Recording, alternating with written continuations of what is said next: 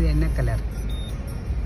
மேலே வந்து சூப்பராக ராமர் கலர் க்ரீன் தெரியுது, அடுத்துக்காக ப்ளூ தெரியுது, அதுக்கப்புறம் க்ரே தெரியுது. பாருங்கள், நல்லா இருக்குல்ல, வெரி நைஸ். ஆற்றெல்லாம் பாருங்கள் எவ்வளோ நல்லா பாருங்கள். போன நோவிய நம்ம ஓஎம்ஆர் பில்டிங்ஸ் மாதிரி